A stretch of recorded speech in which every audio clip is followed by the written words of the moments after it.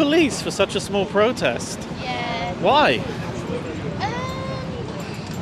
It's more like it's a safety thing, so we can look after everyone and make sure that we've got officers kind of everywhere. Yeah, I just feel like this is more police than normal. Like there was like a protest here 4 days ago. It's literally just for crowd control, just in case. And then, For crowd control. Because it's also by a busy street, so if we can stop. Yeah, and it's quite dangerous. Yeah, okay. All right, well, thank you so much for coming here to protect us. Yeah. Because we need it. We need it with these security guards here. I mean, I don't understand why they've got like their own security outside here when you guys are policing the perimeter. Is it really necessary to have like security guards there? The more the better, right? Not really, not with these guys, no. And I stand here as a part of a generation that crossed the Himalayas to escape persecution. I grew up hearing my parents whisper at night, whispers born from fear, whispers the truth, whispers carried from a place where speaking the truth could cost you everything. Those whispers taught me courage. They also taught me what silence cost. Today, at Royal Mint Court, on World Human Rights Day, I stand before you to say calmly and firmly, we must say no to proposed mega Chinese embassy. This is not simply a planning issue. It is a matter of national security, of civilians' risk, and of transitional repression reaching right into the heart of London. For Tibetans, Uyghurs, Hong Kongers, Inner Mongolians, Taiwanese, descendants, and exiles, embassies are not always symbol of diplomacy.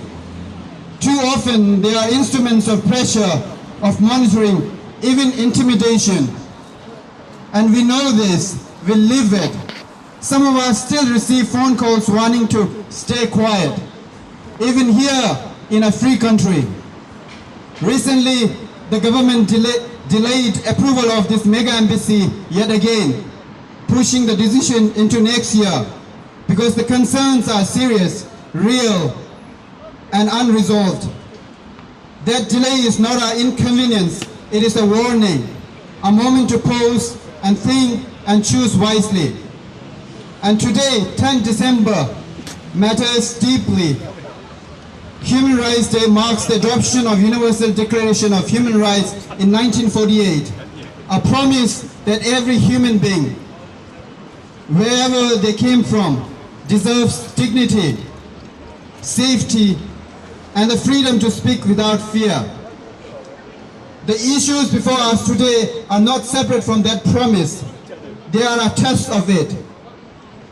If we allow intimidation to masquerade as diplomacy, if we allow surveillance to stand in the shadow of a foreign flag, then we betray the spirit of this day and the people who rely on it. To those who say, let it go, it's just politics, human rights are not optional. They are the foundation of any honest and respectful relationship between nations. And to my fellow Tibetans, to all who have fled repression, remember this, our voices matter. We are here, we are free, and we will not be silent. On this Human Rights Day, let us honor the families who cross mountains for freedom. Let us honor the courage of those who cannot stand here with us. And let us ask our leaders to choose dignity over convenience, security over naive, and human rights over impunity. Thank you. So with this, I'm going to call upon the first speaker, Maria from UK Uyghur community. Please, Maria.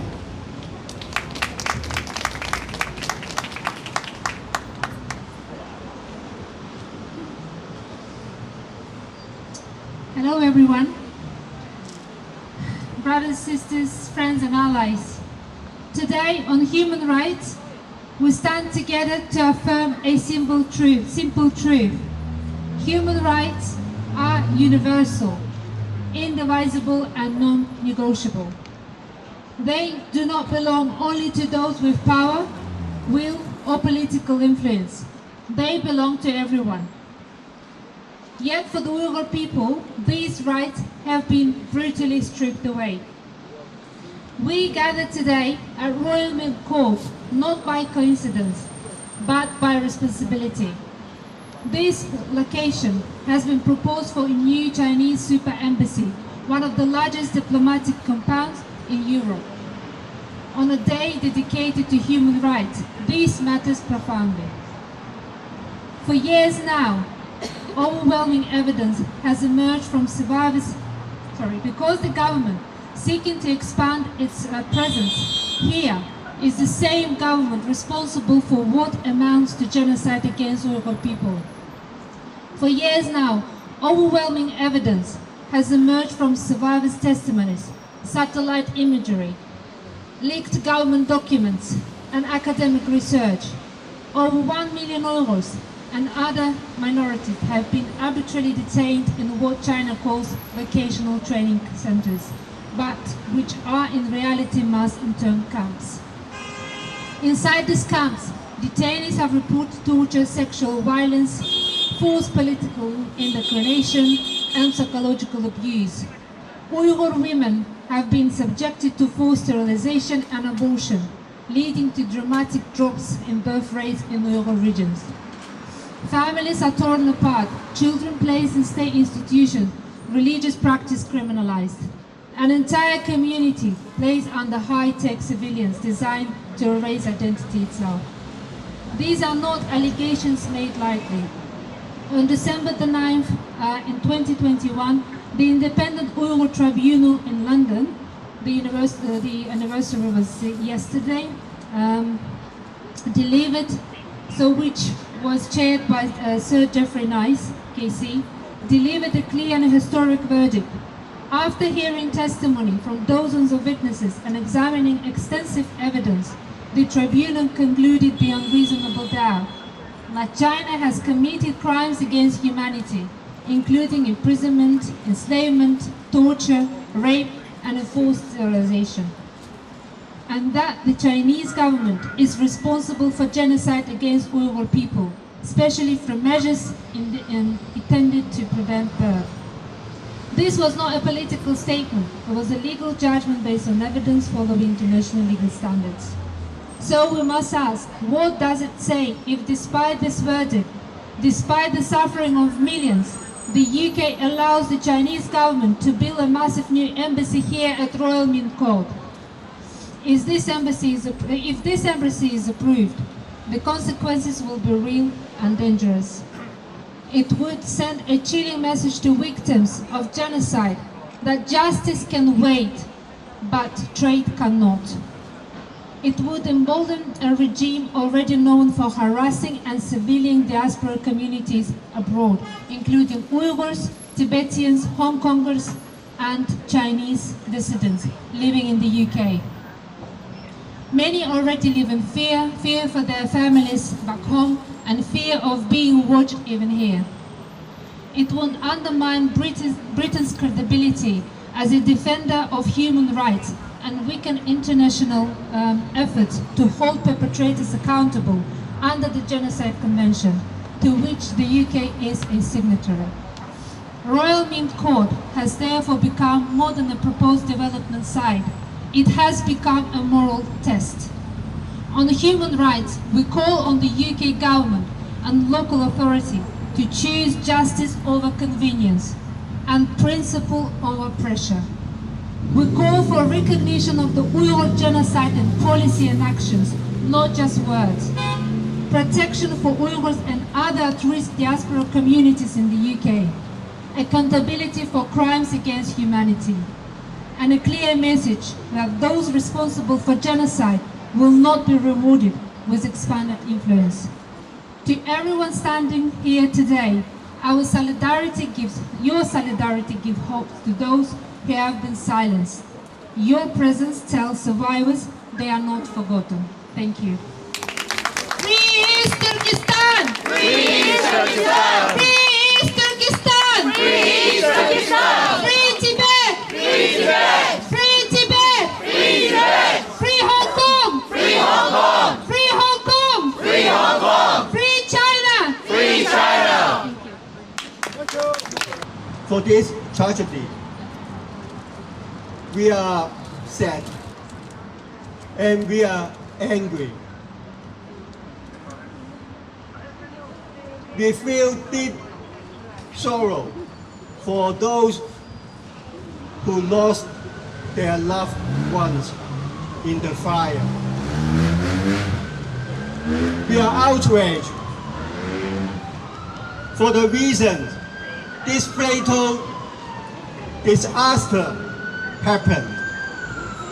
Before the tragedy, the residents were aware of the risk of fire and the corruption. They repeatedly appealed to the authorities for action. However, their concerns again and again were ignored and dismissed by the authorities with no democratic accountability. Under the political subtraction, there are no longer civil society organizations that can support them. No longer independent media that can hold the government to account. No longer political parties that can fight for them. In the end, 160 people died in the fire that could and should be prevented. They were killed not in an accident, but in a human-made disaster.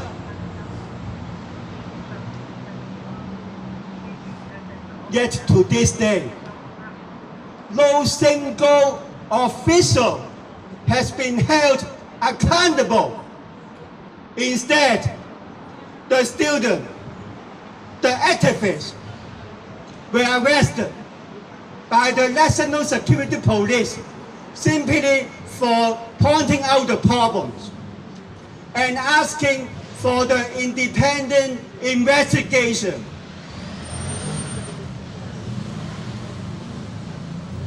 We strongly condemn this regime that treats the human life as worthless. And we are determined to hold the government accountable and bring justice to the victims. No matter what means the dictators use, the truth cannot be erased. Nor can they silence us.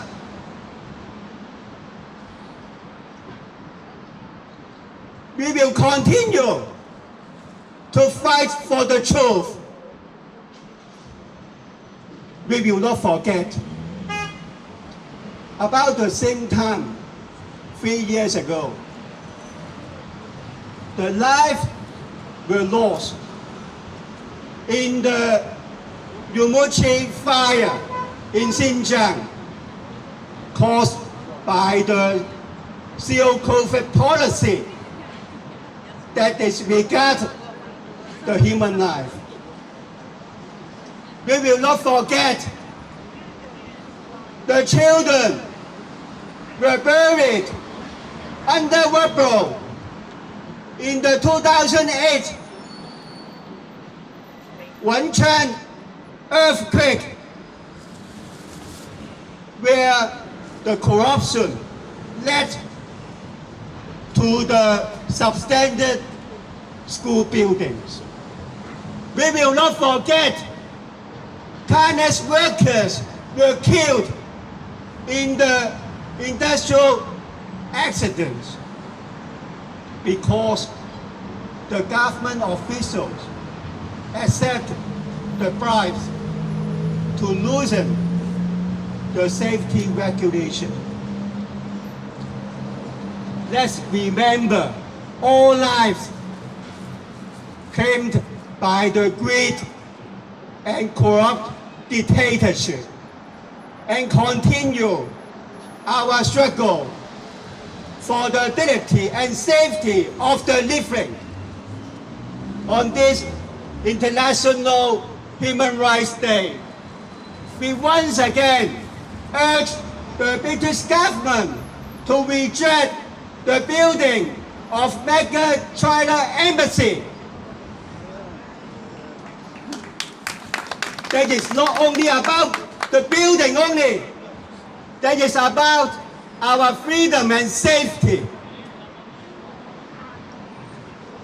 We must never reward the dictatorship by approving its plan to expand its reach, persecute the dissidents living in the UK, and threaten their safety.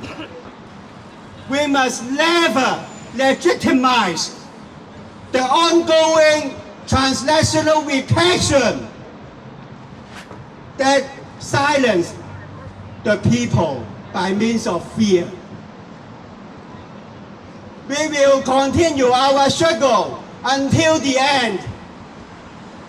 No China Mega Embassy! No China Mega Embassy! No China Mega Embassy! No China Mega Embassy! Fight until the end! Fight until the end! Fight until the end! Fight until the end! At last, I would like to invite all of you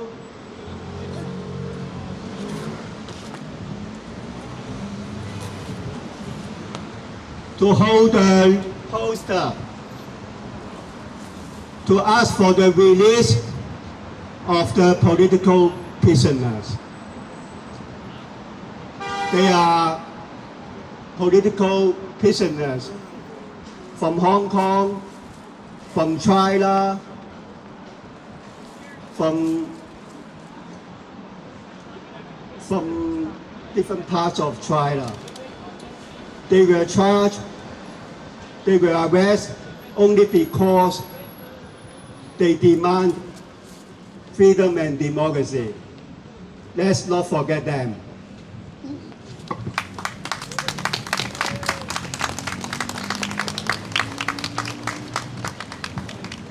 Can you hold the poster?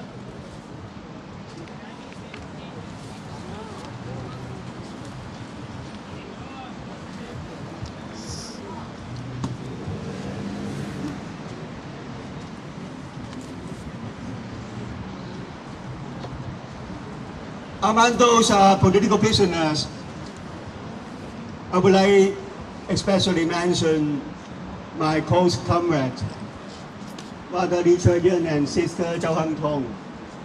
Both of them have been imprisoned for more than 1,500 days without trial. The trial has been delayed and delayed. At last, the trial will take place in January next year. They have been charged against the national security law under the crime of inciting subversion against state. What they have done is only to uphold the memory of the June 4 massacre. Fighting for democracy is never a crime.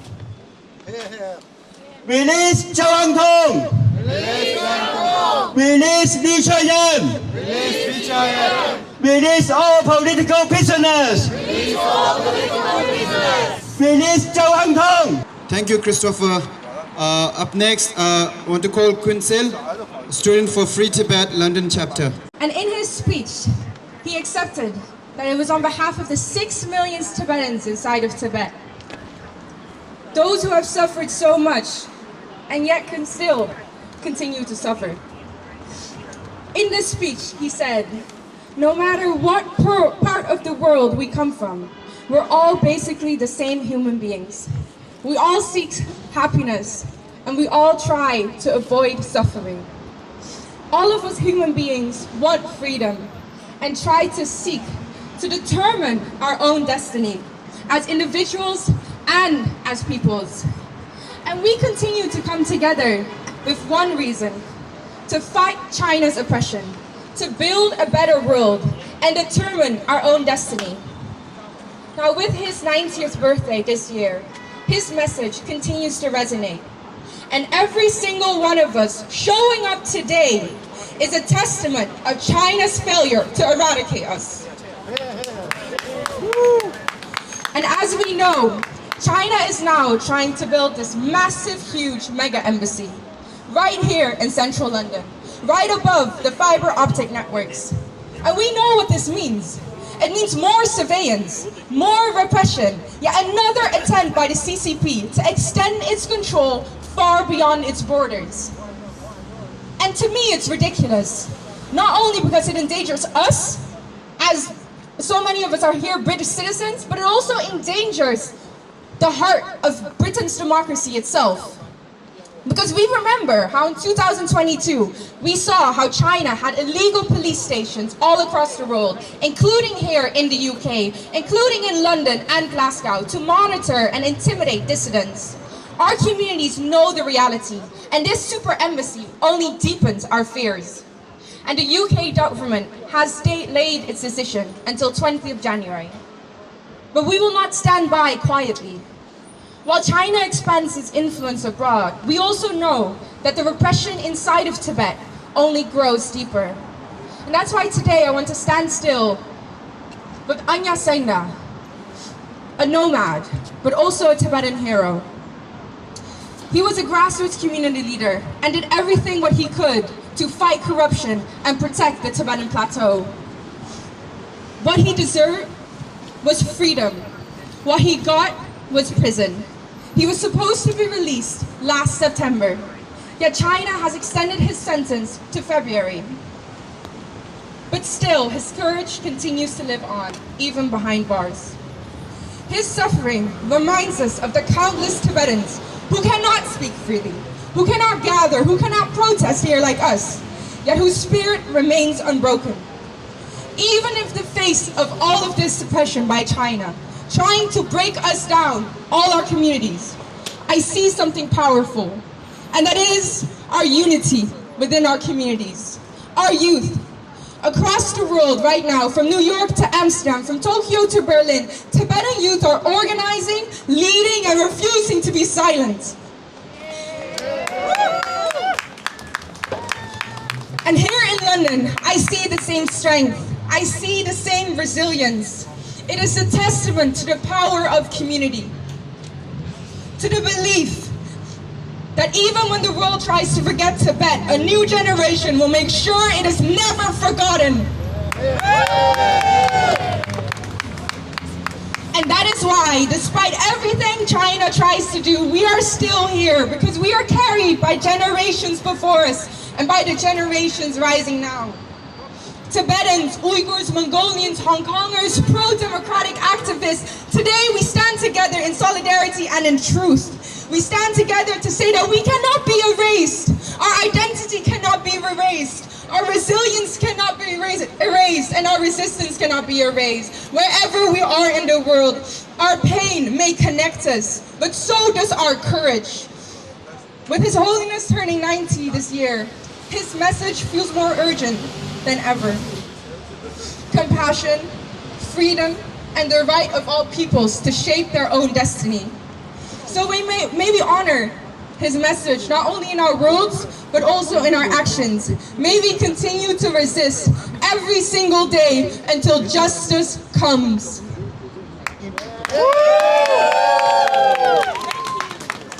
While my friend spoke about the fire in Hong Kong, you reminded me vividly about a fire that happened in 1944, 8th of December in Carmel.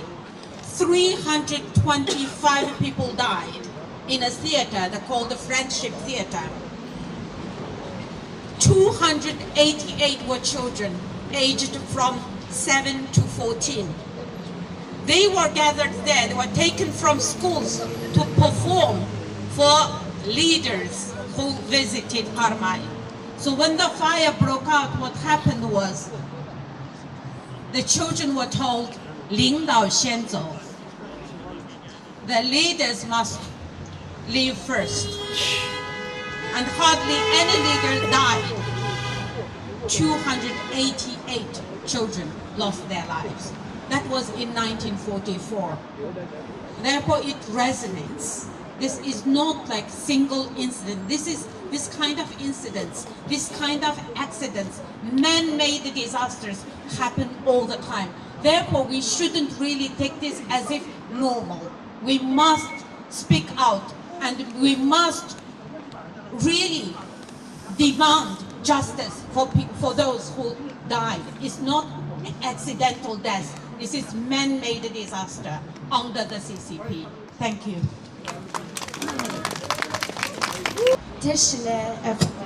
My name is Tashi. Today, on the 10th of December, this is a day of reflection. We all come together. We are all too painfully aware of the human rights violations that the Chinese Communist Party is committing against Tibetans, Uyghurs, Hong Kongers, Taiwanese, and even their own peoples. In my speech today, I want to focus on the brave voices who have spoken out in support of all of us here today, but have tragically paid the price for doing so. And those who have also been persecuted for simply just existing. Today, I am lighting a candle for all of those who have been persecuted by the CCP. May we remember them today and forever. And we particularly remember the lives lost in the fire in Hong Kong recently.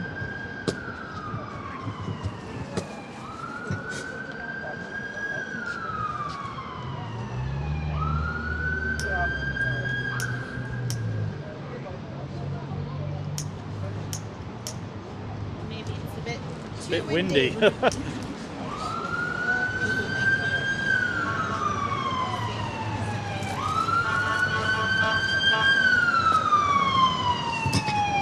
I don't think the candle is going to last for very long, but the sentiment is there.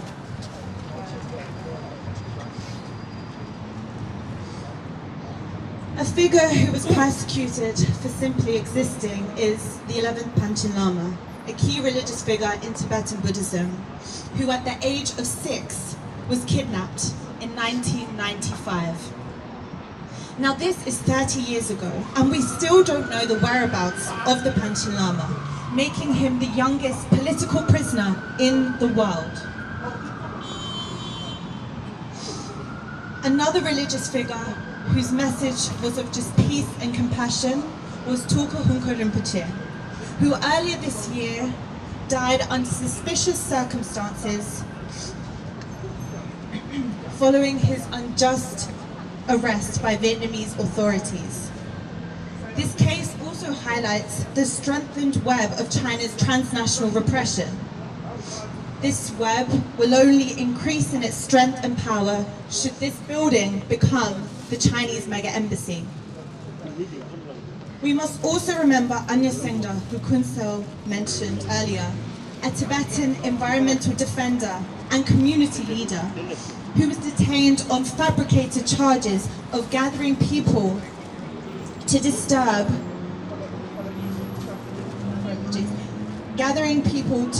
public order. In a sham trial in 2019, Anya Singda was sentenced to 7 years in prison. All retrial appeals have been rejected, and his brother was also detained, and like Tulku Hunka Rinpoche, died in custody. SFT, as Kun Seo mentioned, is campaigning for the retrial of Anya Singda, and I encourage all of you here to take part in this action. There are so many cases like this, tragically, but I would like to finish by mentioning Tara Jiang Yadi, a 22-year-old Chinese student who was meant to start her master's in anthropology this year in September at SOAS University here in London. But before she could even enroll, she was detained on returning to China to visit her family in July, earlier this year, and charged with suspicions of inciting separatism. Tara is just 22 years old. And like many students, she had the simple desire to make a positive social change. She is an active member of Chinese Youth Stand for Tibet. She has never been a political actor or advocated for separatism. She declared, her message was fostering dialogue between Han Chinese and Tibetans through peaceful expression. But since July, since her detention, she has been held in incommunicado. The family appointed lawyer has been denied access and her state of health is unknown. Although these people have been forcibly disappeared and silenced, our memories cannot be erased, and we will continue to shine light on these people and keep their messages alive. Let us reflect on these people and those perhaps who you know personally who may have similar stories. Today on World Human Rights Day, we must think on all those suffering, our brothers and sisters also in Gaza, Sudan, Congo and Ukraine, all across the world, and lead with compassion, as His Holiness the Dalai Lama guides us to do. Thank you.